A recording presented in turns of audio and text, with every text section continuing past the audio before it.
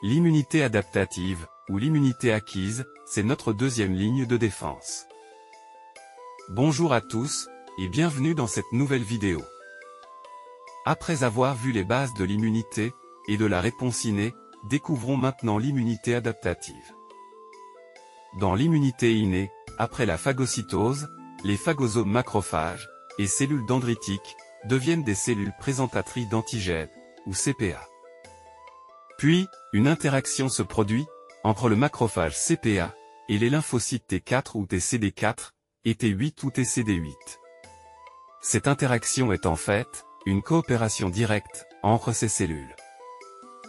Cette même coopération directe, se produit aussi, entre les cellules dendritiques CPA, et les lymphocytes T4 et T8.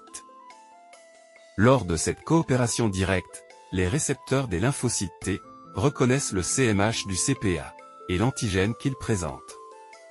Il s'agit donc, d'une double reconnaissance.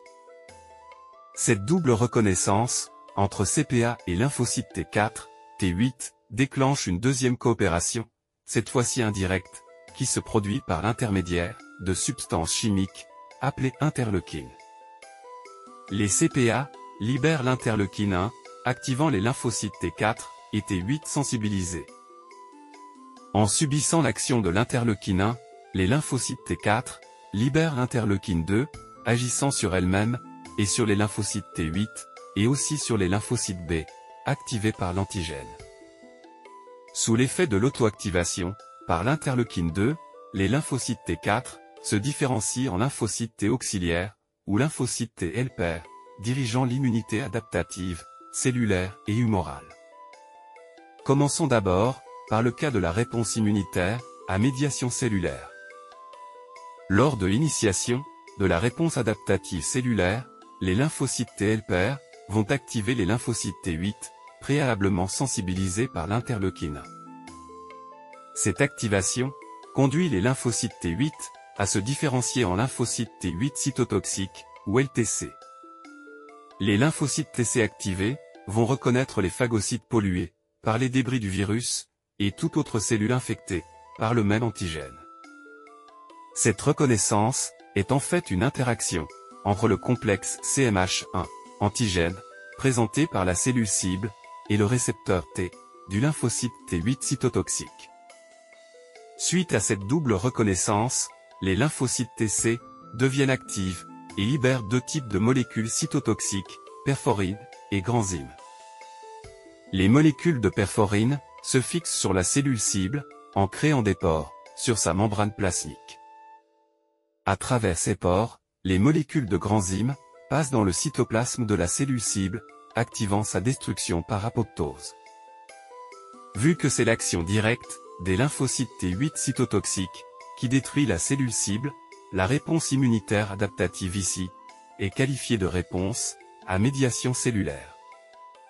Après avoir vu ce premier cas, de la réponse adaptative à médiation cellulaire, voyons maintenant le second cas, celui de la médiation humorale.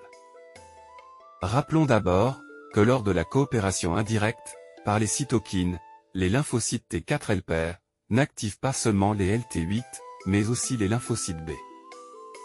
Or, seulement les lymphocytes B, dont les récepteurs IgM, ayant fixé l'antigène, sont activés par l'interleukine 2.